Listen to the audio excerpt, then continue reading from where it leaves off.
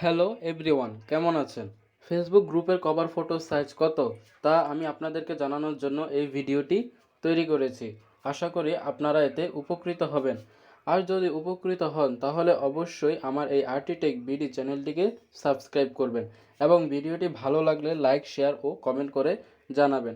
সবার প্রথমে আপনাদের যা করতে হবে তা হলো আপনারা আপনাদের ফোন থেকে যে প্লে স্টোরটি রয়েছে সেই প্লে স্টোরটি ওপেন করবেন। এই যে এটি হলো প্লে স্টোর। এই প্লে স্টোরে আমি ওপেন করলাম।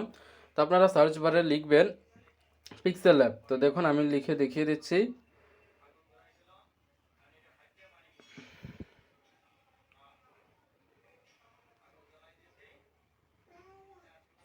এই যে লেখা হয়ে গেছে, এখন আপনারা সার্চ করে দিবেন।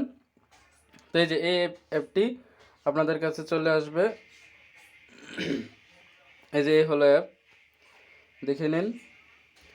আপনারা কি করবেন, এটা ডাউনলোড করে নেবেন। আমার তো আগে থেকে ডাউনলোড করা আছে, তাই ওপেন করে নিব আমি। আপনারা এভাবে ওপেন করে নেবেন। ওপেন করার পর এই দেখুন উপরে 3 ডট দেখতে পাচ্ছেন। এই যে 3 ডট, এখানে একটি ক্লিক করবেন। এই যে আমি এখানে একটি ক্লিক করলাম। এই যে দেখুন নিচে লেখা আছে ইমেজ সাইজ। এই দেখুন দেখাচ্ছি আমি, এই যে এটা ইমেজ সাইজ, এখানে একটি ক্লিক করবেন।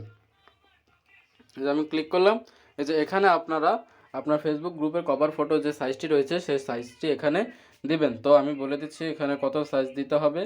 এই যে এখানে দিবেন 1640। এই যে আমি দিচ্ছি। এরপরে এখানে দিবেন 856। এই যে আমি দিচ্ছি। এই যে এবার এটা দিয়ে ওকে দিয়ে দিবেন। ওকে দিলে দেখুন কভার ফটো সাইজটি চলে এসেছে।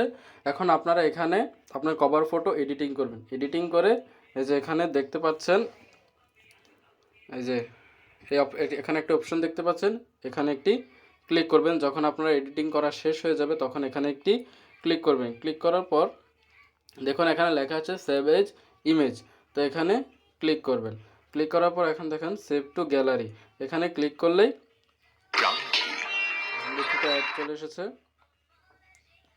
এটা অফলাইনেও হয়, আমি অনলাইনে দেখে অ্যাড চলে এসেছে।